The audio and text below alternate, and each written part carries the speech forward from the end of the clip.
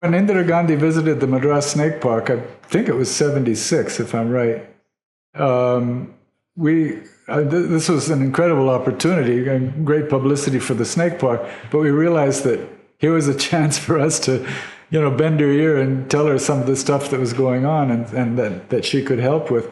One of them was Silent Valley. I had written, I'd gone to Silent Valley in 72, 73, a couple of trips, and we found that a dam project was being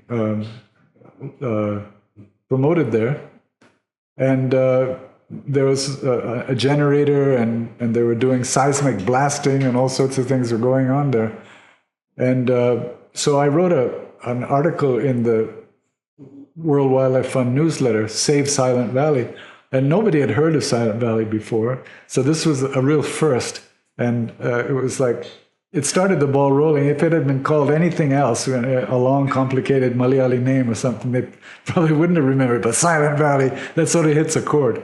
And sure enough, we petitioned Mrs. Gandhi to try to get this dam project stopped, and we gave good reasons why, if Kerala was a little more careful in doing their electric lines, they could save much more electricity than building yet another dam and producing X number of megawatts of power. We had some pretty good advice on how to argue this.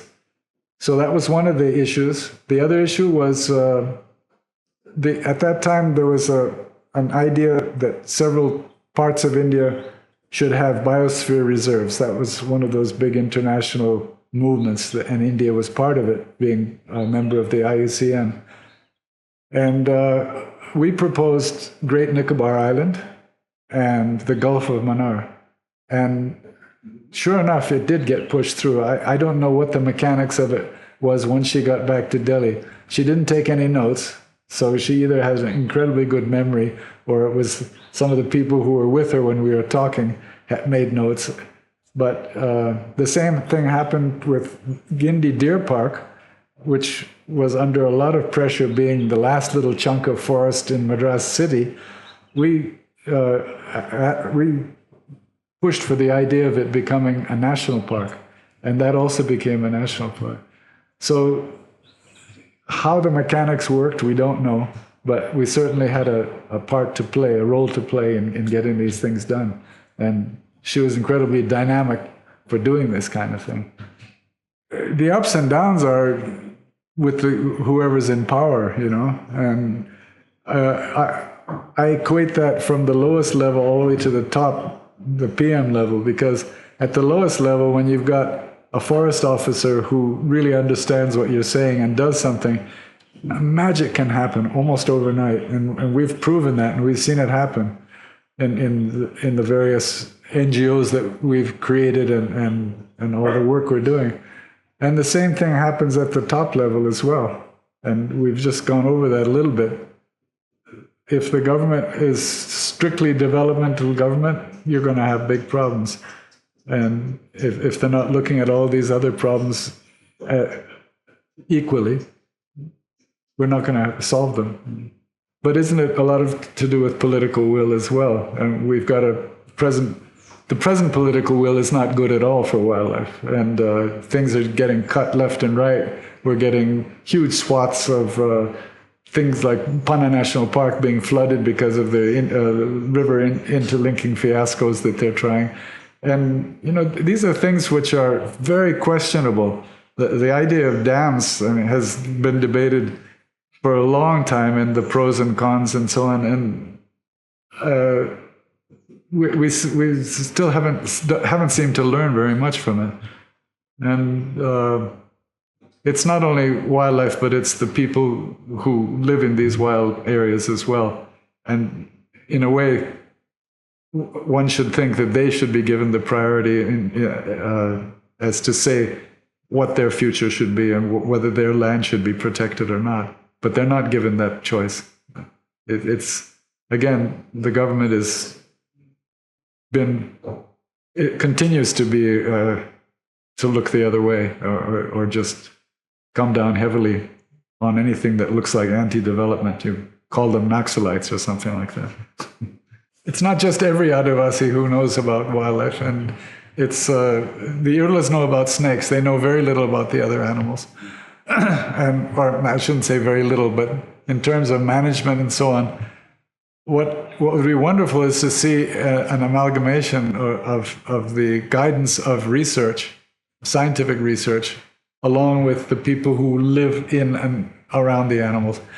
We've got to accept one thing: India's got the highest tolerance level toward wild creatures than any country in the world, probably.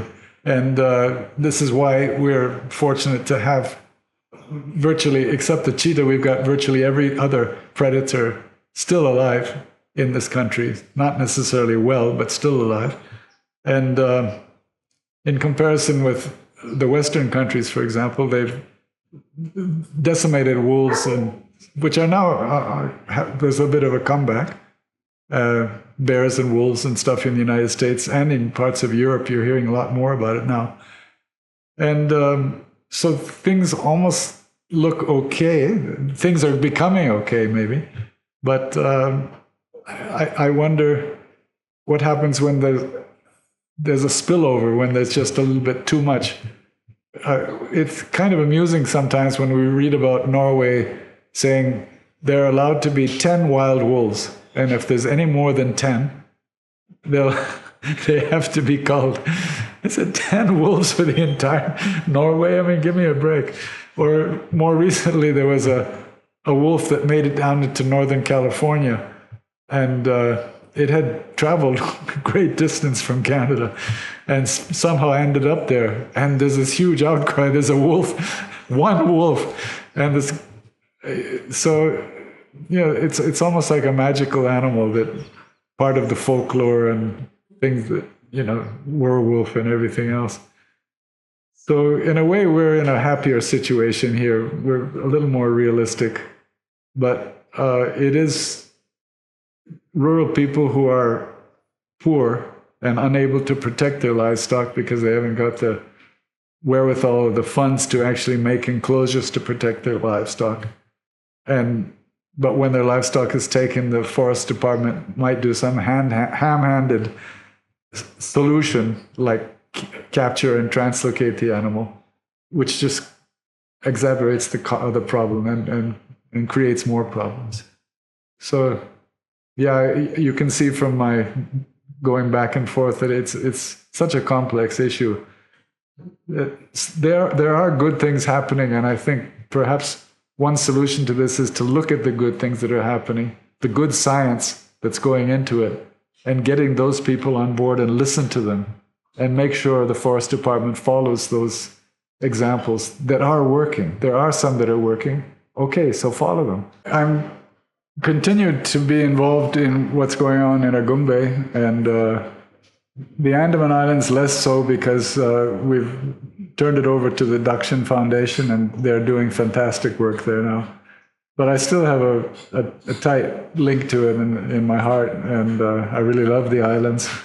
And I'm troubled where things are going in terms of development. Right now, they're going to convert Great Nicobar into some incredibly huge port and stuff like that, which is a total disaster, without thinking of the Shompen, the local people there, the tribal people.